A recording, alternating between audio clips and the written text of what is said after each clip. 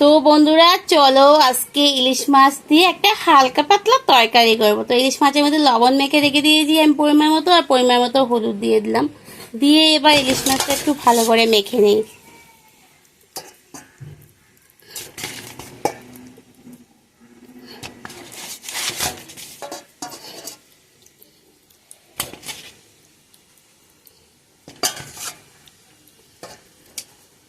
সেই মধ্যে লবণ হলুদ মাখা হয়ে গেছে, এবার চলো এটা ভেজে নিই।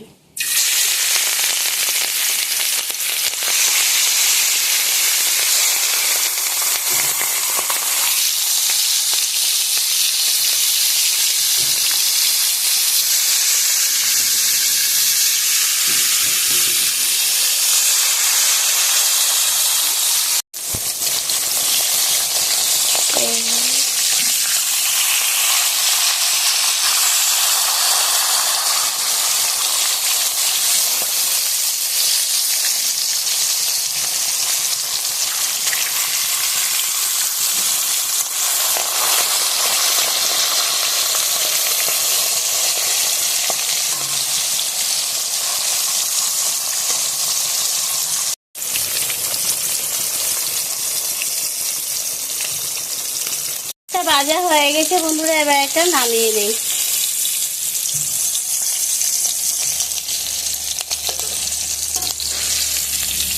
তেলের মধ্যে বসিয়ে দিই, কিন্তু বসানোর আগে এখানে অনেক তেল আছে, তাহলে কিছুটা এখান থেকে নামিয়ে নিই। বন্ধুরা এখানে মাছ ভাজা তেলের মধ্যে এবার কালো জিরে অল্প ফোড়নে দিয়ে দিলাম, আর দেখো কাঁচা লঙ্কা চিরা দিয়ে দিলাম।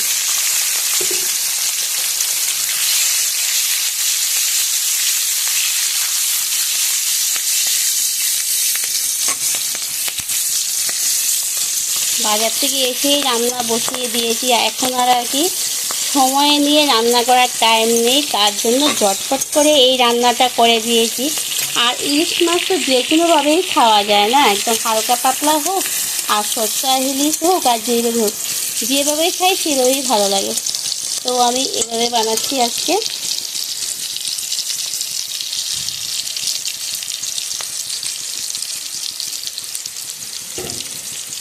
অল্প হলুদ দিয়ে দিই, এবার জল দিয়ে দিই পরিমাণ মতো।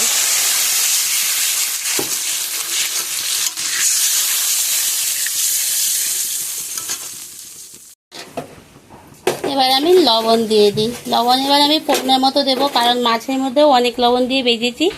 আর মাছটা যেহেতু সবজি টবজি ছাড়া হচ্ছে, তার জন্য আমি একদম পরিমাণ মতো অল্প লবণ দিয়ে দিচ্ছি, মাছের মধ্যেও অনেক লবণ আছে। তো এখানেই আমার মশলা দেওয়া শেষ, এটাতে আর কোনো মশলা আমি ব্যবহার করব না।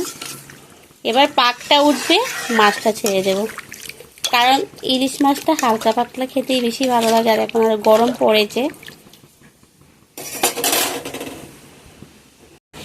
ইলিশ মাছটা আমরা যেভাবেই পারি সেভাবেই খেতে পছন্দ করি, শুধু মাছটা যদি ভালো হয় তা যেভাবে রান্না করি সেটাই ভালো লাগে।